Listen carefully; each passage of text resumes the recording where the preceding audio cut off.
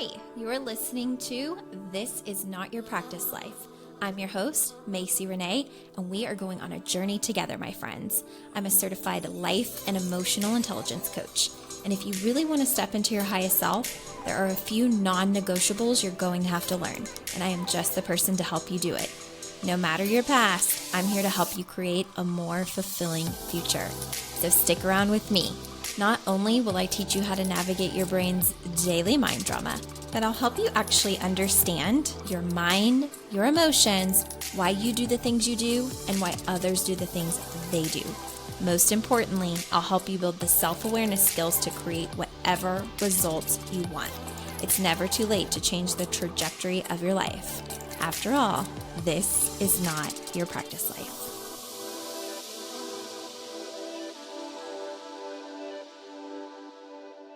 Hey friends, welcome back to another episode of This Is Not Your Practice Life podcast. My name is Macie. I'm so excited to have you joining me today. We are going to get right into today's topic, which is all centered around positive changes you're making in your life, but people closest to you really not approving of those changes. Why is that? Why are people so flustered and frustrated and saying things like, you've changed, in a negative tone when you feel better than you've ever felt, when you feel like the changes that you've made in your life have been life-altering, life-saving, life-giving? Why is it that those people that you just want the support from are not supporting your choices and your changes? That is what we are going to be diving into today. So to give you just a quick background, I got into personal development around 12 years ago, and then I hired my very first life coach around 10 years ago,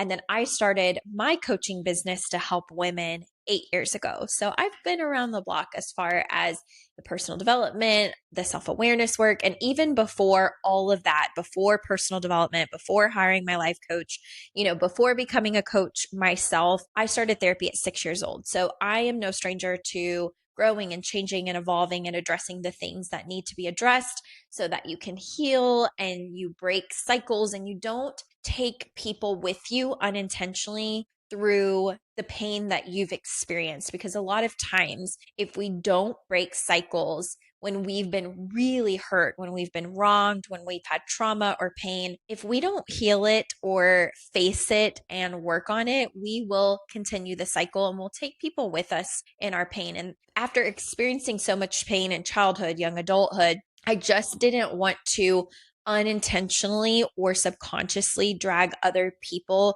through pain because of my pain. So I've always been very much so an advocate of do whatever you need to do to heal and grow and become better. So obviously, it was very surprising when I started doing all of the personal development and coaching work, and the people that I thought would be very happy that I was changing and evolving and growing and feeling better about my life and doing things that I was excited about in my life. It was very surprising when there were comments like, you've changed. And it wasn't in a positive, happy manner. It was like they were highly disappointed, almost offended by me changing.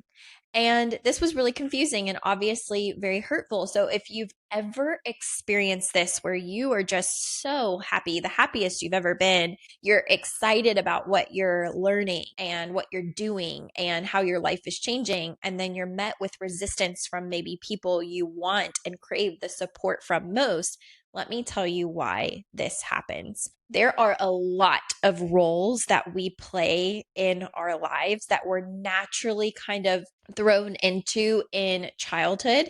Our personality starts to develop, our identity starts to develop, and we're taking in so much within our little brain. We're showing up authentically as who we are, but we are also being shaped by how people respond to us, other people's beliefs and values and practices, our routines at home, morals, how, just how our parents, our caregivers shape us, the traumas we experience. There's just so much that goes into how we evolve as a human being over the years and who we really become. And one of the things that happens without us even realizing it is we are geared as human beings for wanting to feel loved, for wanting to feel safe and accepted.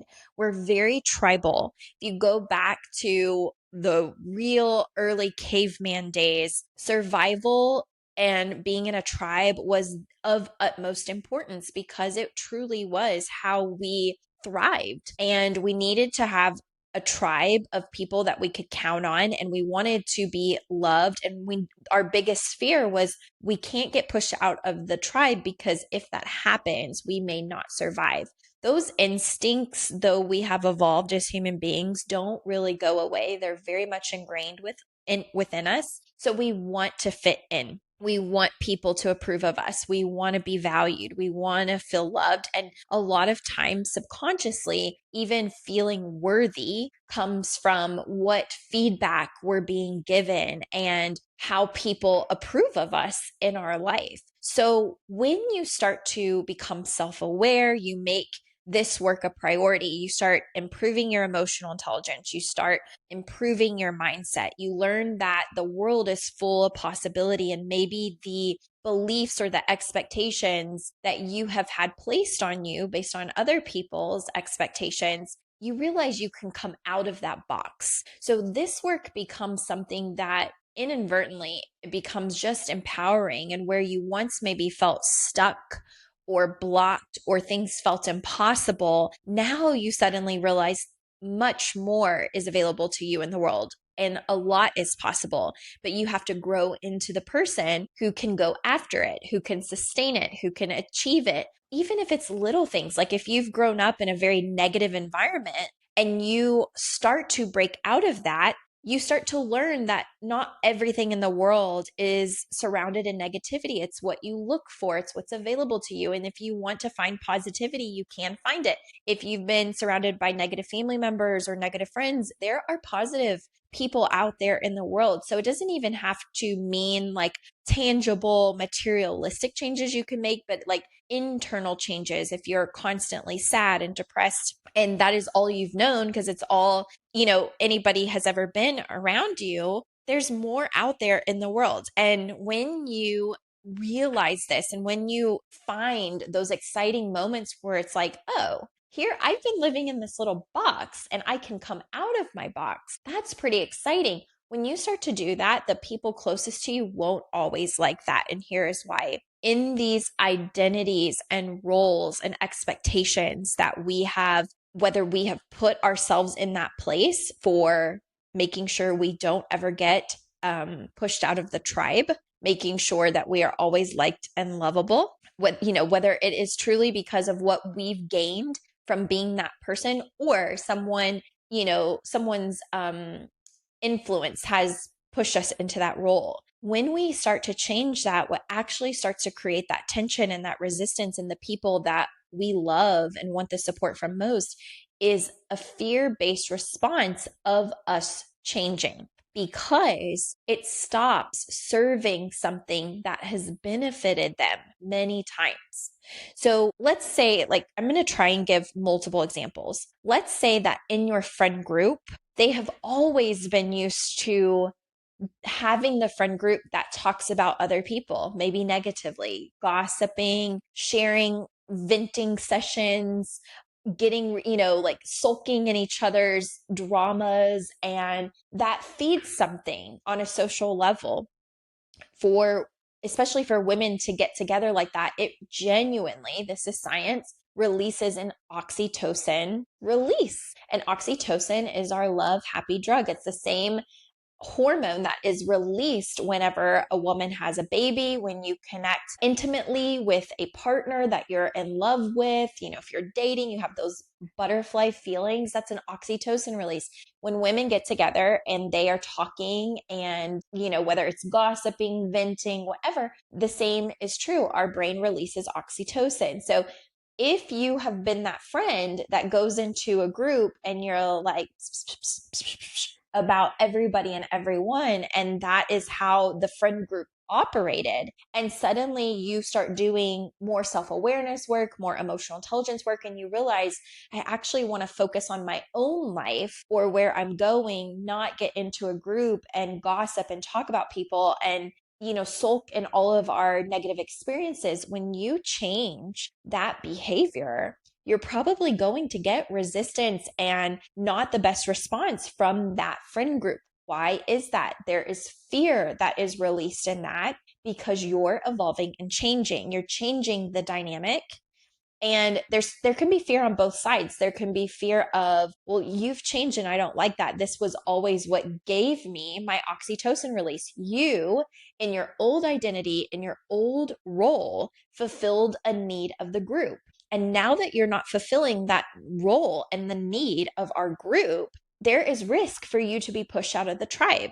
So for some, when you start growing and changing and you feel this tension in your friend group, you might have a fear response. I'm going to be pushed out of the tribe. And you either go, this is who I'm going to have to be in this friend group, or my friend group is going to have to grow and change with me, or I am going to have to leave this friend group and let them just be angry for as long as they're angry. And that might also mean that our friendship dynamic falls apart. So there are so many ways that this happens when we start growing, evolving, and changing. In a parent-child role, if you have always said yes to everything, we're talking as grown adults, if you have always said yes to everything your parents want out of you. So I want you to come to Christmas, even though Uncle Joe's going to be there and Uncle Joe has done some horrible things to you. You don't feel comfortable. You don't want to coexist and be in a room with Uncle Joe, even though it's Christmas, but you've been so used to fulfilling the identity and the role of yes, yes, yes, yes to whatever your parents want. So even in an adult body, you may have this response one day when you've been doing, again, all of this evolving healing work. You're learning how to speak up. You're learning how to be assertive. You're learning how to set boundaries. You're learning how to say no. And maybe there's a day where you enforce to your parents, I'm not coming to Christmas. I'm not going to tell you not to have Uncle Joe there.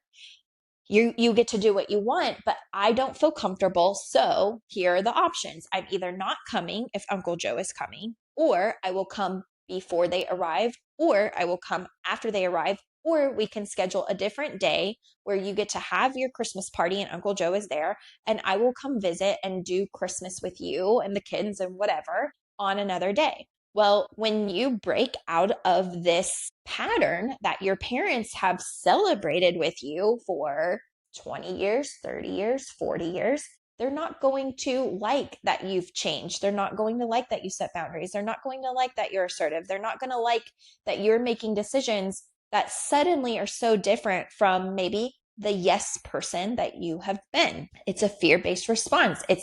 I don't like that. Your old identity served me in some way. It served my comfortability. It served what I like to experience. So this is an especially hard thing for people pleasers. And a lot of the clients that come to me are trying to get into recovery with people pleasing, right? They're like, I people please all the time. I know that I do it. I don't like that I do it. I don't want to be this person. Help me learn the EQ skills, the emotional intelligence skills to stop being such a people pleaser. Because when I don't people please, it then turns into, what's the word I'm looking for? Like guilt. They go into guilt. They go into second guessing themselves. They are so uncomfortable in their nervous system and their body that they want to go back on the answer that they gave in order to people please. So if they're used to being a yes person and then suddenly they say no, but the person they say no to is like, oh, you've changed. I do not like that. Why are you saying no when you've always told me yes? The discomfort that happens in your own body may be something that puts you back into old patterns and cycles if you haven't built up emotional intelligence around that. So when that happens and there's risk of being unlovable, unlikable, pushed out of the tribe, disagreed with, not approved of, it breaks the expectations. It breaks the whole dynamic of what the relationship was, that can be a very scary thing for you, for my clients, for myself. It's just not a comfortable situation. So there's so many ways that this can show up. And when we advocate for ourselves, when we grow, it breaks what people expect of us and the ways in which who we were at that time served the entire dynamic. So at some point, you have gotten into the patterns and relationships that you're in because it served you. So we have to take accountability of that, right? In some ways, it probably served you. It gave you companionship. It gave you validation. It contributed to the worthiness that you felt, to feeling needed, to feeling wanted, to feeling loved. We can't take away our responsibility. The biggest thing with coaching work is that, yes, there can be so much that you observe and notice in other people, but the most important part of coaching work is to take responsibility for your part in it as well. Even if you got, let's say, shoved into these roles because they started in childhood, there's still a responsibility of like, how did I get into this place? Why did I get into this place and why did it feel good to me for a long time? Why do I want to break out of it now? And why is it important for me to have my back even when I get pushback or resistance? And what work do I need to do moving forward to make sure I don't go back into old patterns because this is so uncomfortable? And that's where the emotional intelligence work really comes in. So this shows up in a lot of ways. It can show up in your work setting. Maybe there's something that, coworkers were always used to, whether you wanted to do it or you didn't. And now you're changing, you're evolving, you don't have time for it, you don't want to engage in it, you don't want to do it. That might be problematic. It may mean loss. You know what I mean? You may lose the relationships that you once had, all in the name of them saying you've changed and you having to say to yourself, is that problematic?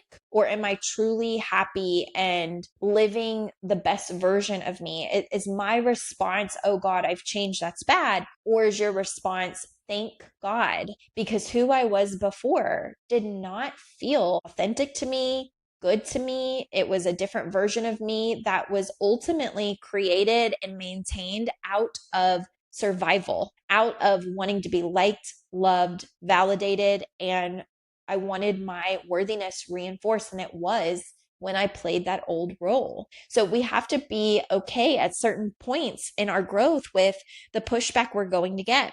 And when we stay true to ourselves and we stay on this growth journey, another thing that happens is you will start attracting other individuals who are growth oriented like you. So relationships do evolve and change. It doesn't mean you can't have healthy relationships with everybody that has brought you to where you are today. It just means if that person can't accept who you are evolving into and becoming, yes, that dynamic may change. Yes, that dynamic may fall off if they are not willing at all to just accept what has transpired, if they do not honor like where you are. So that can be really scary for us on both ends. And with that, you have to know the changes that you're making, they have to feel really good to you, that you want to love your reasons. You want to really be able to step back and look at your life and be like, has everything that I've changed within myself been worth it? And I really haven't ever met an individual, and I think even of myself, where changes I've made for the better, to make my life better, to make me feel better, to become more emotionally intelligent, to have a better mindset, I've never regretted it. Every single thing that I do in my self-development journey has only led to bigger opportunities, meeting more amazing people, having stronger relationships, learning how to even coexist in a very healthy way with relationships that were once very hard, where there was resistance present, and where I once wanted just the support of like, just support me and the growth and changes. What I had to realize is the old version of me served these people in some way. It allowed them to get something that maybe they were missing, that maybe they really wanted, or, whether it was like different favors, being a yes girl, whatever it may be, my old version served them really well. My new version doesn't serve them the same exact way. For some people that's very problematic and you will get resistance. So when you are doing this work and you're growing and evolving and changing and you can feel the energetic differences, you can feel some relationships tapering off, you can feel like a pull away, you can feel the resistance, maybe you're getting actual pushback being said to your face. When you feel all of this, you have to go back to your reasons for why you wanted the growth and the change to begin with and remind yourself, am I the happiest that I've ever been? Am I the healthiest I've ever been mentally, emotionally, physically, spiritually? Am I in a good place? Like, have the changes that I've made led to a life that feels more peaceful to me and better to me? Or has it truly created a monster in me? And most times that's not the case. So when we change too, we also, because our vibration becomes different, I've always described this as thinking of it like an old time radio that has different channels. If you were on, I'm going to just give the local channels to my Kentucky local Louisville peeps, but if you were on channel 99.7 for a very long time, that channel 99.7 served a lot of people. You related to everyone on 99.7. So, there's a lot of people that love you when you're being that channel. It matches their channel. It's great. But if that's the channel where you were gossiping, where you were talking about other people, where you were consumed with everybody else's life and not really living your own, where you functioned on autopilot, where you were a people pleaser, where you're a yes person, even when you want to say no, where you're resentful, where you're angry, where you're unhealthy, when you have unhealthy coping skills, you're maybe drinking, you're smoking, doing drugs, over shopping, overeating. When that is the version that you've been, we get used to that. Now, when you start growing and you go to channel 101.3, everyone that is on 99.7 is probably going to say something about it because they're like, who are you? You used to be 99.7 all the time. You remember when we were vibing on the same channel? You remember when we were all on the same vibrational frequency? And whenever you say something like, I couldn't function at that channel anymore, I had to outgrow it. I had to do something different. I couldn't live my life on that channel any longer. When you say that to someone and they are like, well, I don't see anything wrong with it. I don't see any reason to change it. I thought that everything was good. I like that version of you. I'm not so sure I'm happy with this version of you. Like, you've changed. It's not working. Like, what are you doing? There's two options you have. You either go back to 99.7 or you keep going, you stay at your current channel, 101 point whatever I said, right? And in doing that, what will happen is the people around you over time, it's usually not right away, they will either stay at that channel. So the relationship is different. It doesn't mean it's cut off, but the relationship is a little different. You don't quite understand each other at the same frequency. Or in seeing the changes in you and seeing the positive effect that it's having on your life, sometimes they're inspired and they come up to your vibrational frequency, your channel 101 point whatever I said. So it can be like such an empowering thing just to be sometimes the person that goes first. And you might be the person in your life that goes first. But you going first also has the potential to be a ripple effect. Now, in saying all of that, this makes it sound easier than it often feels. So if you're wanting to do this work, that is what I help clients do. If you're wanting to be able to let yourself maintain this work. Maybe you've already started elsewhere. Maybe you've been reading personal development books. You've been listening to podcasts. Maybe you've worked with other people. Maybe you've been in therapy a long time. And now you're in this part where there's a lot of resistance and it doesn't feel good. And now you need the EQ skills to maintain it so that you don't go back to a place where you don't want to be. I can help with that as well. So if this episode resonated with you, drop some comments, drop some likes, make sure to subscribe wherever you're listening, whether it's YouTube or any other platform. Thank you for being here. And if this resonates with you, please share it with a friend. Tell someone about the podcast. You never know how these episodes can change someone's life, and it can do it for free.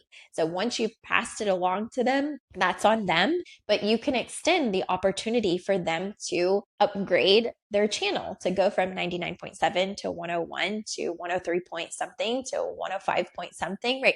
We have this opportunity in life to really evolve and see what we can connect ourselves to at all of these different frequencies we grow into. And when I think about that, I get really, really excited. I know that I'm at a certain channel and frequency now, but I know how committed I am to always evolving and doing this work. So my channels are always going to be changing. And that means relationships and dynamics and things that people are happy with and not happy with may always be changing too. But if I have the EQ skills, I can handle and regulate my nervous system through it and trust it. And then every single opportunity at those different frequencies, different doors open, new opportunities arise, different people come into your life. You never know what is possible until you get to that frequency. So it's worth it to do the work. And when people say you've changed, my response is thank God. Thank God. Because who I was 10 years ago before I met my coach, totally different individual. I feel like I've lived 20 lives over the course of 10 years, but every single one of them has been better than the last. And there are some people that are still at the same frequency. And I just decided in my life, I don't want to be at the same frequency 10 years from now. So if you know that that is you and you've been at a frequency for a while and you've been wanting to break out of it, but you know, like everything that's going to cause the resistance, you know, people are not going to like it because it changes the identity that they've known you to be and how that served them. And now you're going to break away from it. If that scares you, reach out for support, because let me just tell you, there's so much good on the other side. And I have an amazing community of women that are on the same or very similar frequencies in life that can just support you in this phase. And it is so worthwhile. So reach out on macierenee.com and book a 60-minute consult if I can help you. And I look forward to it. Have a great day, and I will see you very soon. Bye. Hey there. Thank you so much for joining me on today's episode of This Is Not Your Practice Life podcast. If you'd like to connect on social media, you can find me on both Instagram and Facebook at Macie Renee Coaching. And if you want to stay up to date on all of my offers, announcements, and inspirational emails, you can join my email list at macierenee.com. In addition, if there's a way that I can further support you in your coaching journey, you can schedule a free 60-minute consult at macierenee.com anytime you want so we can discuss the best options for you. I look forward to seeing you next week, and I hope you have an amazing day. Bye.